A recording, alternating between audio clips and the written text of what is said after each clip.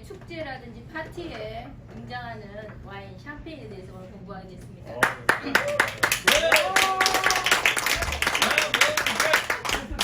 자, 제목을 라비 아베크 쌍파뉴라고 했는데요. 같이 한번 해볼까요? 라비 아베크 쌍파뉴. 불어는 약간 된소리를 하는 게 좋습니다. 빠뉴, 쌍빠뉴. 그냥 상도 아니고 쌍빠뉴 이런 게 이제 좀 있어 보입니다. 불어를 할 때. 그래서 라비 아베크 쌍파뉴 시작. 인생은 이게 이제 라비가 라는 관사고 인생은 함께 아베크가 함께 쌍파뉴와 함께한다. 인생은 쌍파뉴와 함께한다. 왜 굳이 인생을 쌍파뉴와 같이 해야 되는지 수업을 통해서 말씀드리겠습니다. 동페리뇽과 부에스리코는 뭐는 것 같습니까? 샴페인이요. 샴페인이요. 또 하십니다. 또 하나. 동페리뇽? 사람 이름 맞아요.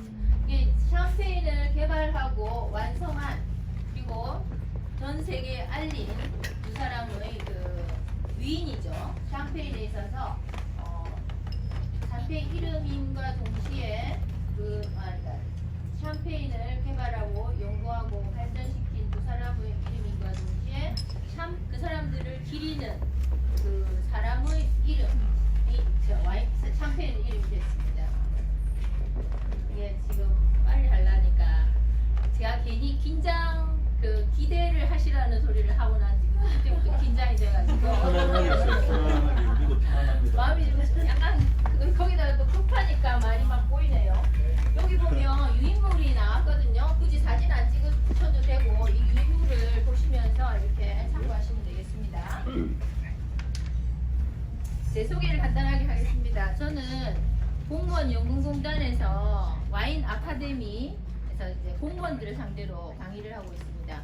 저는 원래 교사로서 학생들을 가르치다가 한 10여 년 전부터 와인에 관심이 있어가지고 와인 스쿨을 다니게 됩니다. 퇴근 후에 이제 한 3년 동안 뭐 입문 과정부터 시작해서 마스터 과정까지 전 과정을 이수하고 수석으로 졸업을 하게 되거든요.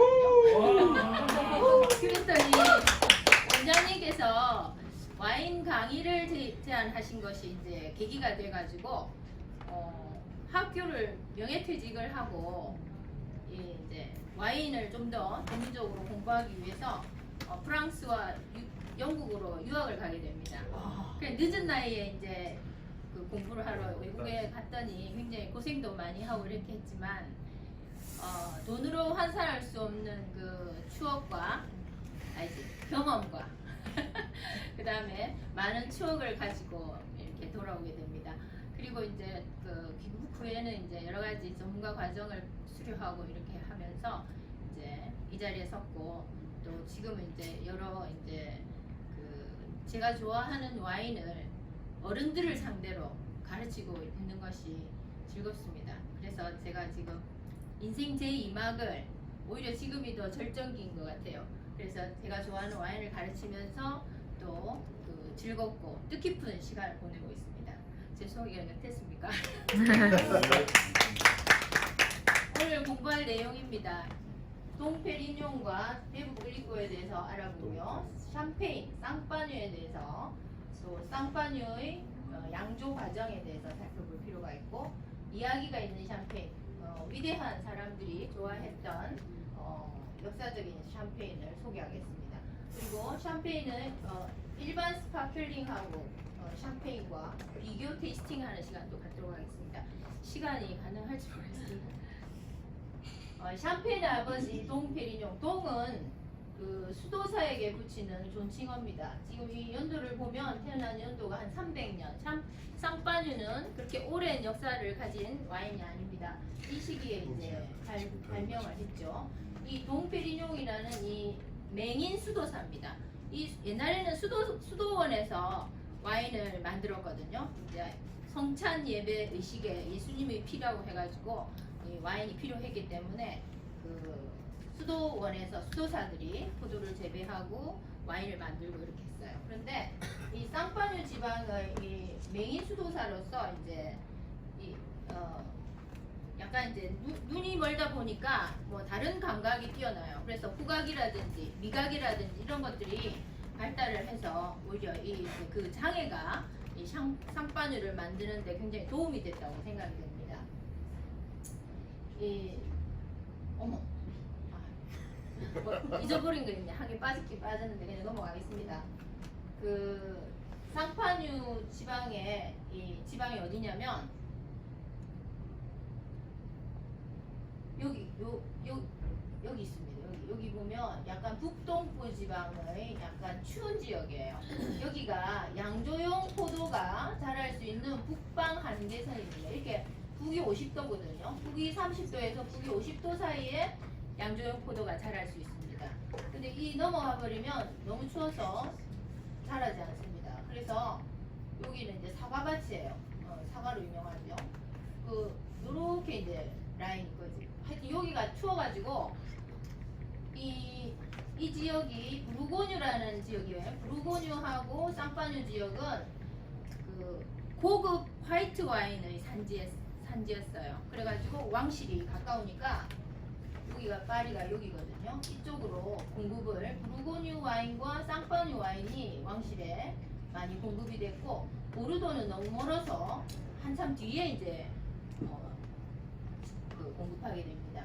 그래서 이제 이 추운 지역에서 다시 돌아와서 이제 추운 지역에서 이제 화이트 와인을 만들어 놓고 저장고에 넣어놨는데 겨울에는 이제 기온이 낮으니까 발효가 멈췄다가 봄이 되니까 다시 이제 발효가 되는 거예요. 기온이 올라가니까.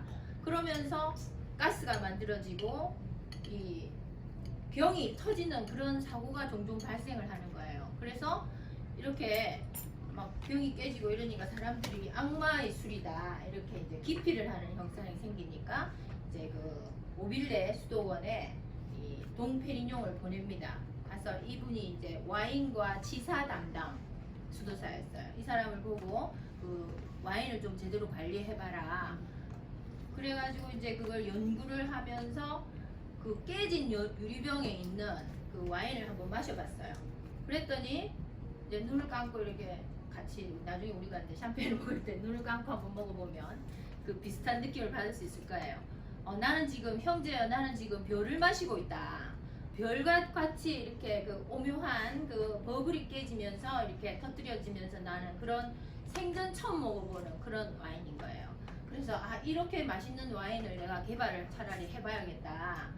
그렇게 해서 이제 이 샴페인이 탄생하게 되죠. 그래서 여러 가지 이제 업적을 남기죠. 코르크가 그동안 없었는데 코르크 마개도 만들고, 그 다음에 유리병이 자꾸 깨지니까 영국산 유리병으로 하고, 그 다음에 적포도를 가지고도 화이트 와인을 만드는 그런 방법을 고안합니다. 이런 것들이 동페리뇽의 그 업적이죠. 그래서 동이라는 존칭어를 호칭을 붙여주게 되죠. 이걸 제일 처음에 이제 만든 샴페인 하우스가 모엣 샹동사입니다. 이 모엣이 모엣하고 상동하고 결혼했습니다. 그래서 모에와 상동사입니다. 모에가 제일 처음에 이제 프랑스 혁명으로 프랑스 혁명이 이제 교황 이런 뭐 종교 이런 걸 다 시설 다 파괴시켰죠. 그래가지고 수도원이 좀 천천히 할까요? 마음이 좀 급해요. 모래놀이서 그게 사투리. 불온지 사투리를 쓰지 말라고 우리 딸이 막 그랬는데도 안 돼요. 잘하고 좋습니다. 좋아요. 쟤도 왼쪽. 그래가지고 오빌레 수도원 이제 수도원이 다 파괴가 되어갖고 이제 잘못된 것을 그 수도원을 복원을 해가지고 어떻게 하고 물이 너무 아까 내려와서 밑에 괜찮아요. 한 번씩 놔두세요.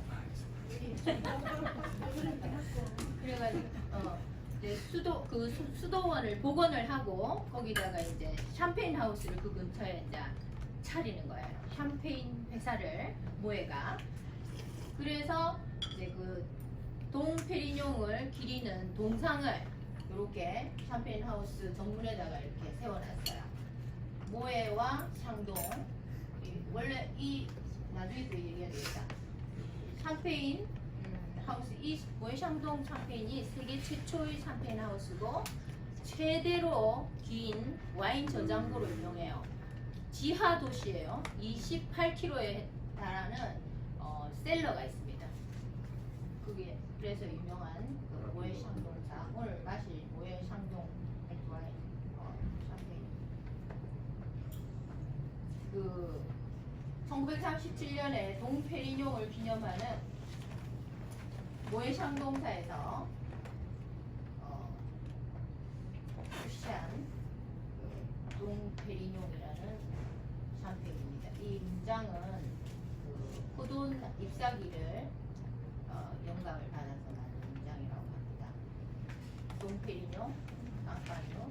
요거는 이제 모에샹동사에서 만들어내는 일반 그 와인이고, 요거는 최고급 프레스티지 끼베라고 하는 최고급 상품이에요. 이게 이제 각국의 공식 만찬으로 많이 사용되면서 그 샴페인의 대명사가 됐죠. 그 다음에 샴페인의 어머니라고 부를 수 있는 베브 블리코 퐁샤르다. 이분은 약간 그 뒤에 이제 한 100년, 한 70년 뒤에 태어나신 분인데, 이 베브가 과부라는 뜻이에요. 그 미망인. 이 사람이 양조가에 시집을 왔는데 27살 때 남편을 여의게 됩니다.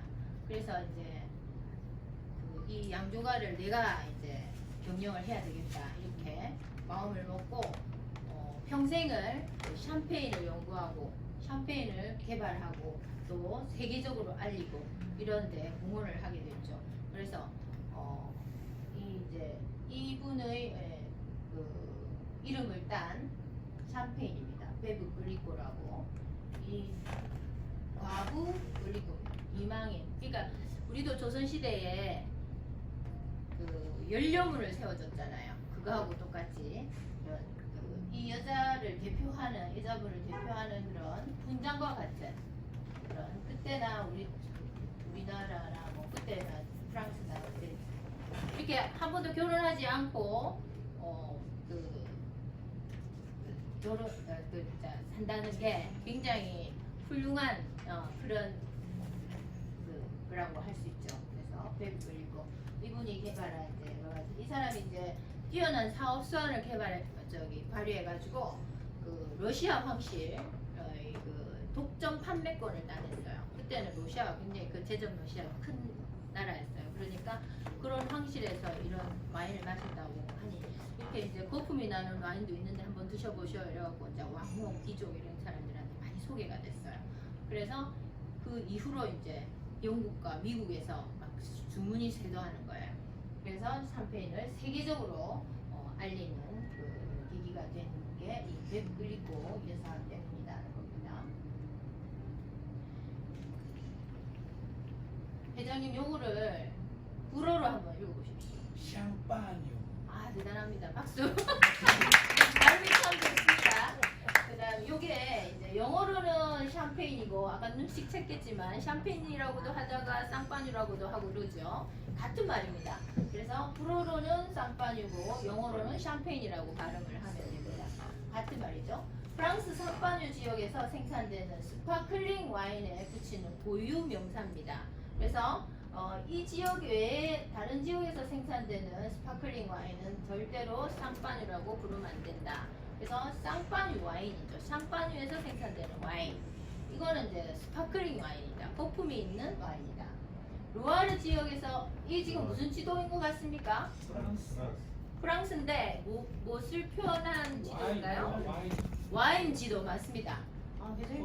회장님 모를 줄 알고 제가 회장님을 타겟으로 준비를 했는데 아시는 게 너무 많은데 아시는 게 너무 많습니다. 이게 지금 그 와인 생산 지도입니다. 와인이 생산되는 지역의 지도거든요. 그래서 쌍파뉴 지역의 와인, 루아르 와인, 뭐 보르도 와인, 론 와인, 부르고뉴 와인 막 이렇습니다. 이게 전부 다 와인 생산되는 지역이거든요. 이 지역에 이제 이 프랑스는 굉장히 그 원산지를 보호해요. 와인뿐만 아니라 농축수산물을 전부 다 그 지역의 특산물에다가 지역 이름을 붙이는 경향이 있어요. 그래서 그 여기 보면 그 꼬냑 있잖아요. 꼬냑도 그 브랜드인데 브랜드 이름이 꼬냑이에요. 요건 브랜드는 무조건 꼬냑이에요. 꼬냑 지역의 지역 이름을 갖다가 붙인 거예요. 여기 보면 깔바도스라고 아까 사과밭이 많다 그랬죠. 노르망디 지역 여기는 사과밭이 많아요. 포도가 자라지 못하니까 그 이 사과 와인으로 만든 브랜디가 깔바도스예요. 유명한 이 깔바도스가 또 있습니다. 요 근처에 까망베르라는 지역이 있거든요. 뭐로 유명하죠? 치즈로 유명하죠. 그러니까 치즈에 그냥 그 제목을 지역 이름을 붙이는 거래요. 그래서 이제 그런 경향이. 그래서 이게 또 마케팅도 되고 정부에서 굉장히 농산물에 대해서 굉장히 그 원산지를 품질 관리를 대단히 엄격하게 합니다. 그게 이제 아펠라시옹 쌍파뉴 꽁트롤레 AOC 제도가 있습니다. 자, 프랑스 와인을 공부를 하면 AOC 제도를 모르면 안 됩니다. 그래서 제가 간단히 프랑스 와인을 잠시 이야기를 할게요. 이 AOC 제도라는 것은 이게 아펠라시옹이라는 게 호칭 제한 제도예요. 원산지, 이게 원산지, O가 오리진이라는 뜻이고 이거는 호칭이라는 뜻이고 이거는 컨트롤한다, 제한한다. 그러니까 원산지 이름을 명칭을 붙이는 것을 굉장히 엄격히 제한한다 이런 뜻이에요. 그래서 보르도 쌍파 그러니까 아펠라시옹 보르도 꽁트롤레, 아펠라시옹 쌍파뉴 꽁트롤레, 아펠라시옹 루아르 꽁트롤레, 아펠라시옹 부르고뉴 꽁트롤레, 알자스 꽁트롤레, 론 꽁트롤레. 이 전부 다 프랑스 와인의 라벨을 보면 아펠라시옹 오리진 꽁트롤레가 반드시 적혀 있어요. 그래서 자 복습하는 겸 우리가 이제 옛날에 공부를 했겠죠. 안 하시는 분도 있겠지만 이 지역에 보르도에 생산되는 제일 유명한 전 세계적인 포도 품종을 말씀을 한번 해보세요. 뭘로 타고? 또 하나 더. 까르베네 쇼비. 어머. 감동입니다. 어떻게 하셨지? 너무 대단하십니다. 아벨레네 쇼비뇽. 뭐요? 박수 치기. 근데 갑자기 이게 꺼졌어요. 여튼 그 까베르네 쇼비뇽과 멀로 까베르네 프랑이 보르도의 품종입니다. 전 세계적인 품종인데 이게 너무 잘 자라고 맛있고 이러니까 전 세계적으로 다 퍼졌어요. 이 원산지가 보르도예요. 고향이.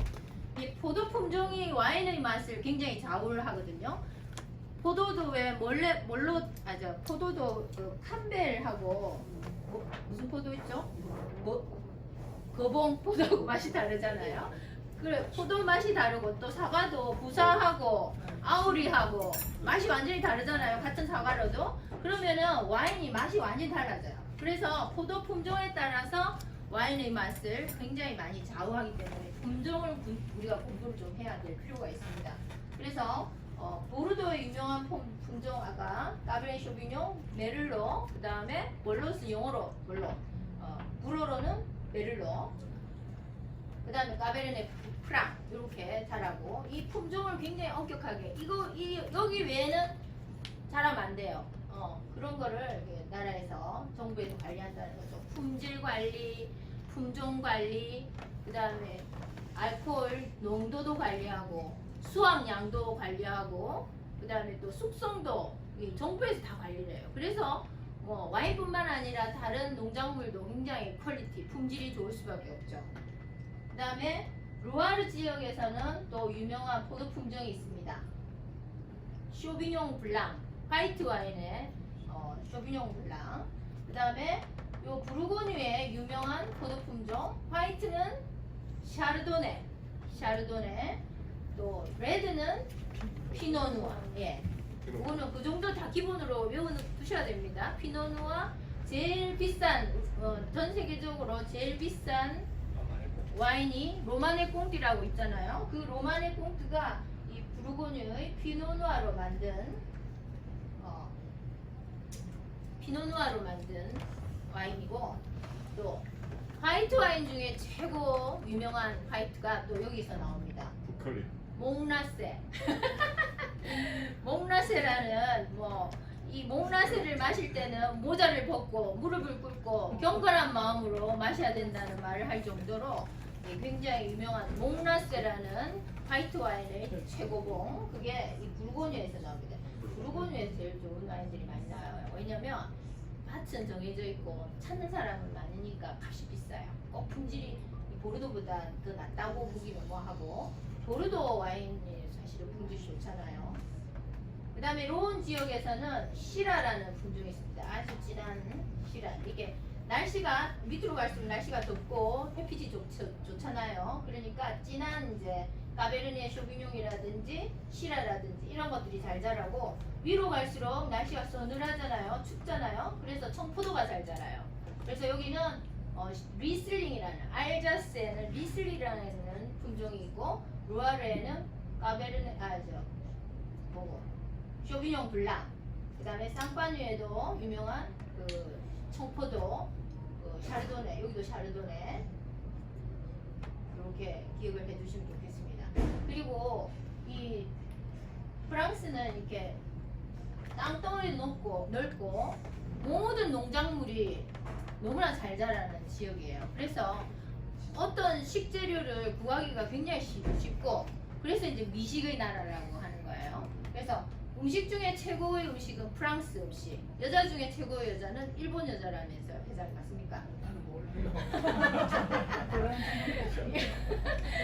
여자 그 일본 여자들이 보니까 포로 앉아가지고 남편한테 막 시중 들고 되게 싹싹하더라고요. 그래서 여자 중에는 일본 여자, 프랑스 음식은 프랑스 음식.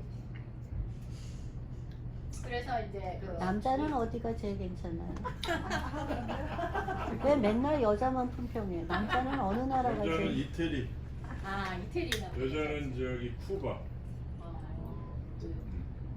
됐습니다. 새로운 이 사장님 그 저기 취향 아닙니까? 아니, 세계적인 검증이 건데. 됐나? 세계적인. 그래요? 그 AOC 제도가 제도가 생겨나게 된 배경을 말씀드리겠습니다. 1855년에 파리 박람회가 열렸어요. 파리 박람회는 이제 그 수출품을 이제 그 출시하는 그런 데인데, 런던 1회 런던 박람회에서는 이제 없었던 물건이 와인이에요, 와인. 그래서 이제 이 와인을 갖다가 이제 그 전시를 하려고 하는데, 그 보니까 이거 어떤 게 좋은지 보니까 와인 잘 모르잖아요. 그래서 그 나폴레옹 3세가 그때 왕이었는데, 나폴레옹 3세가 이제 이 등급을 매겨라, 보르도 와인에 한해서 등급을 매겨라, 이렇게 명령을 내렸어요. 그래서 이제 뭐 한 달 만에 등급을 매겼어요. 1등급부터 5등급까지. 보르도 중에서도 메독 지역만, 보르도가 큰 도시, 이렇게 지역이면 보르도 안에 메독 지역이 또 있어요. 그 메독 지역의 마을들에 있는 양조장에다가 등급을 전부 다 매겨라, 이렇게 해가지고 1등급부터 5등급까지 61의 양조장이, 샤토가 선정이 되는 거예요. 그래서 뭐 샤또 마고, 샤또 라피드, 샤또 무총 로틸드, 샤또 라투르, 이렇게 샤또 오브리옹, 이렇게 5대 샤또가 그때부터 진짜 나오죠. 그래서 지금까지 이제 변함이 별로 없이 이렇게 계속 이렇게 내려오고 있는데, 그러다가 이제 그 보르도 와인이 이제 유명한 와인이 됐어요. 근데 1860년대에 필록세라라고 하는 그 뿌리옥벌레라고 해서 그 포도밭에 진딧물이 전염병이 확 도는 거예요. 창궐하는 거예요. 그래가지고 그 유럽의 전 포도밭이 황폐화됩니다. 초토화가 돼버려요. 그러니까 이 와인을 만들기가 굉장히 귀하잖아요. 포도가 잘 안 생산되니까. 그래서 이제 이게 가짜 보르도 와인이 막 성행을 하는 거예요. 아무 밭에서나 나온 걸, 아무 데서나 만든 걸 가지고 라벨에다가 보르도 와인이 유명하니까, 그래서 보르도 와인이라고 막 적어갖고 파는 거예요. 그러니까 이거를 이제 나라에서 이걸 통제를 하지 않으면 안 되는 상황이 된 거예요. 그래서 그 AOC 제도가 아펠라시옹 호칭 명칭을 절대로 아무거나 붙이면 안 된다 이거죠. 보르도에서 생산되는 포도밭이 중요해요. 포도밭에서 난 포도를 가지고 와인을 만들어야지만이 보르도 와인이라는 거죠. 그 다음에 또 부르고뉴는 여기 또 샤또 그 양조장을 샤또라고 하거든요. 이 보르도에서만 이 양조장을 영어로 뭐랍니까? 샤또. 영어 말 그거는 이제 샤또인데 와이너리라고 들어봤죠? 와이너리. 양조장이 와이너리예요. 이 와이너리를 이 샤또라고 와이너리를 보르도에서만 샤또라고 해요. 왜 샤또라고 하느냐 하면 그 부르주아 계층 아시죠? 부르주아 계층. 이게 이제 옛날에 옛날도 아니지. 프랑스 혁명이 일어나고 전에 귀족들이 맨날 베르사유 궁에서 막 잔치를 하고 맨날 저끼리 놀고 있으니 부르주아라는 뜻이 성 밖의 사람들이랍니다. 불어로 뜻이 성 밖의 사람들. 그러니까 이제 성 안에 못 들어가는 그 사람들이 성 밖에 있는 사람들 있잖아요. 이 사람들이 프랑스 혁명이 일어나고 난 뒤에 이제 돈은 많은데 그게 이제 돈을 많이 벌은 상인이라든지 의사라든지 법률가라든지 이런 사람들이 이제 돈은 많은데 귀족이 될 수 없는 거예요. 그러니까 이 사람들이 나도 이제 이 돈은 많으니까 그때 제일 돈 되는 게 양조장이었거든요. 그래서 와이너리를 막 사들여요. 그래서 이제 보르도의 양조장은 포도밭을 포함한 양조장이에요.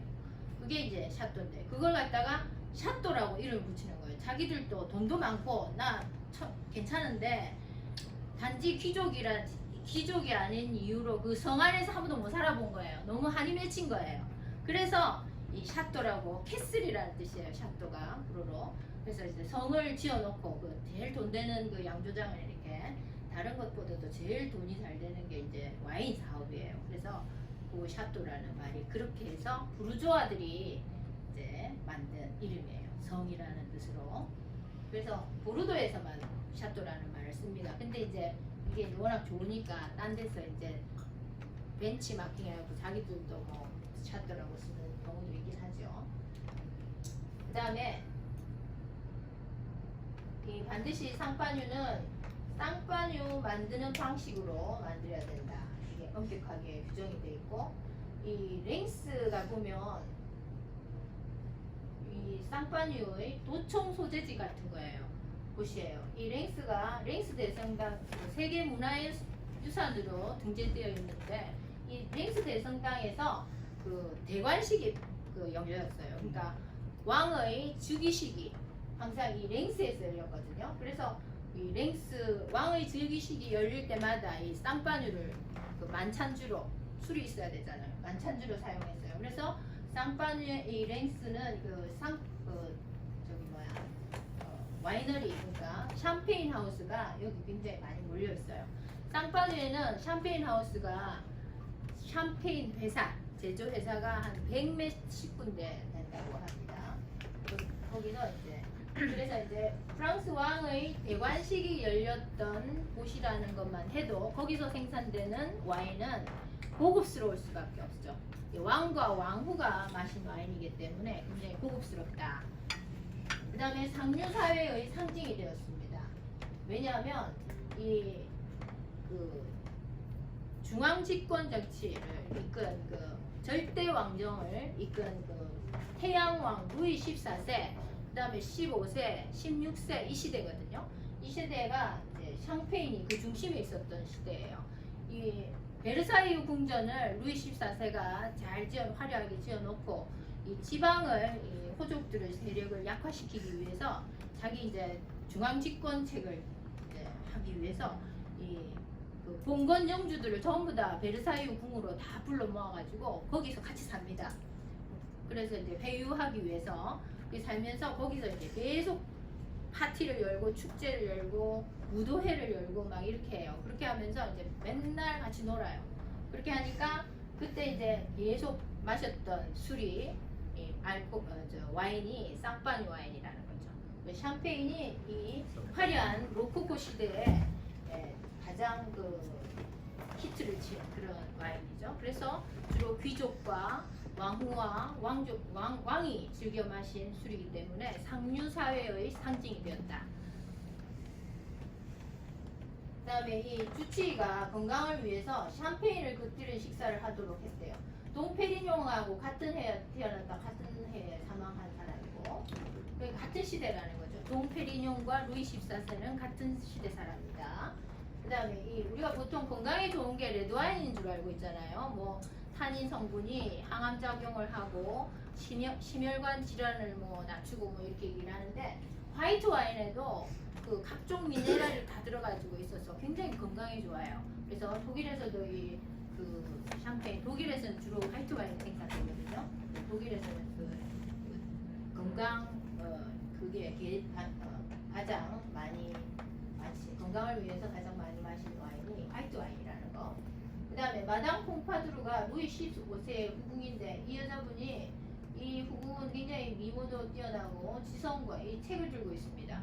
지성과 미모를 타고 나서 루이 15세를 갖다가 거의 꼭두각시로 만들어 놓고 자기가 근 20년 동안 프랑스 왕정을 실세 정치 일선에서 이렇게 계속 이렇게 하죠.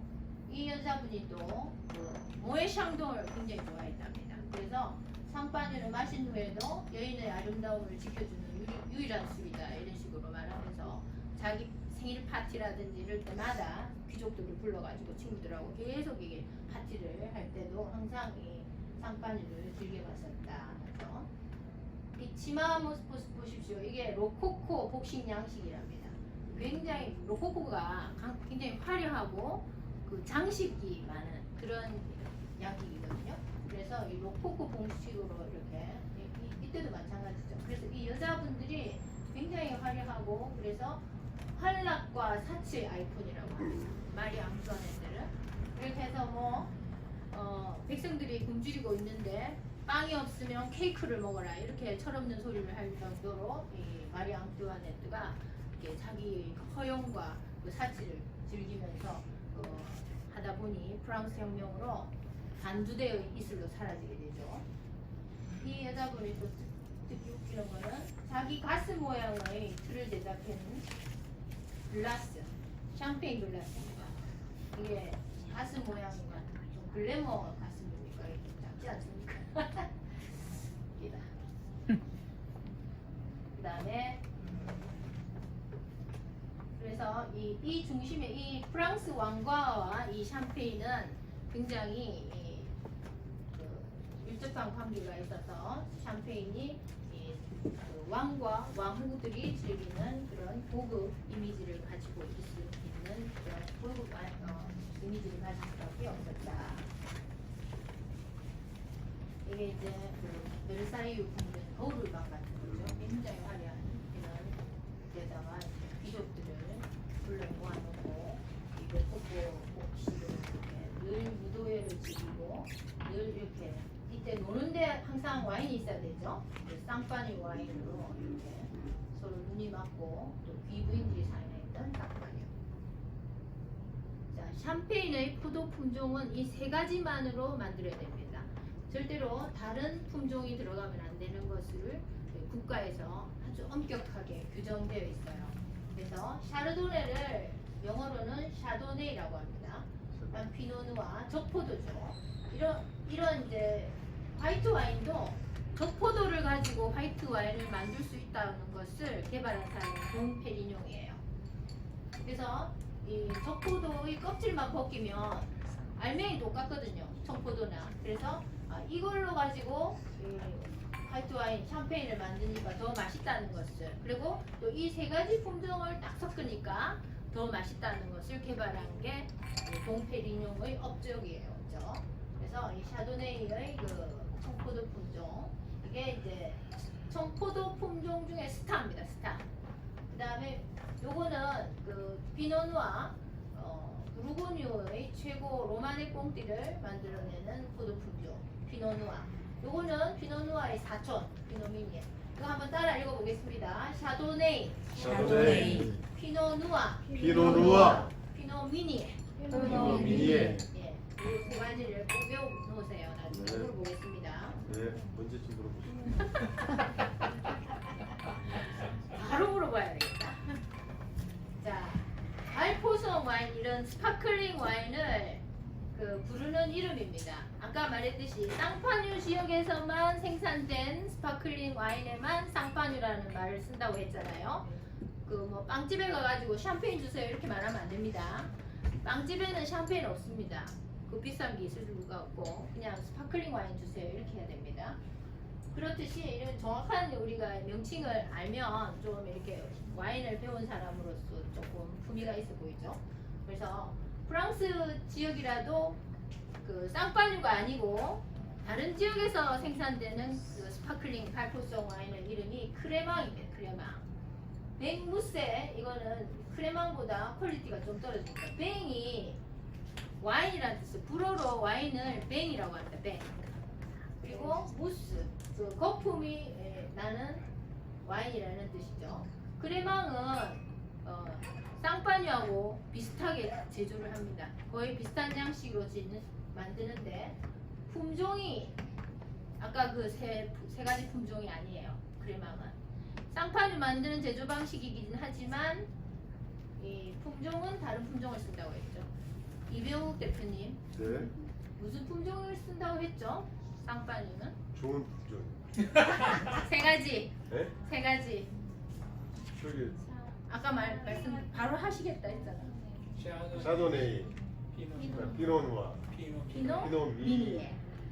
똑똑하십니다. 이 바로 기억하기도 사실 어렵거든요. 박수 한번 쳐주겠습니다. 와. 이걸 어떻게 하지?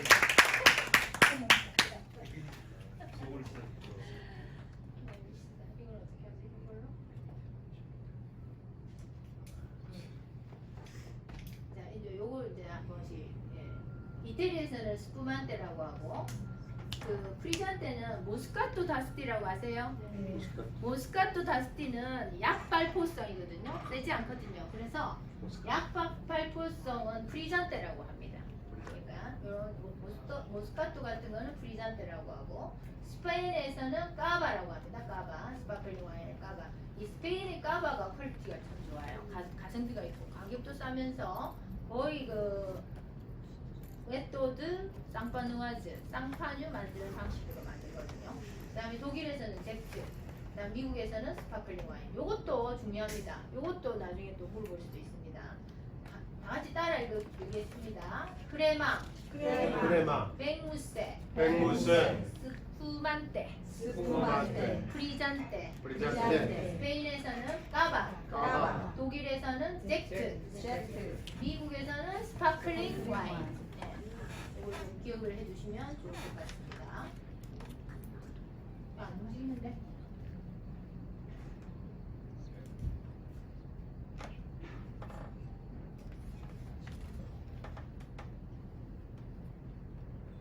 아 이제 끝났네. 1교시 끝났습니다. 음악을 그 안드레아 보첼리라는 그 맹인 가수 있잖아요. 이태리에 그 맹인 가수의 샴페인이라는 노래를 한번 들어보겠습니다. 막간을 이용해서. 그 다음에 이제 우리가 또 시음도 그 하나 할게요. 그 몰도바 원래 오리지널 샴페인과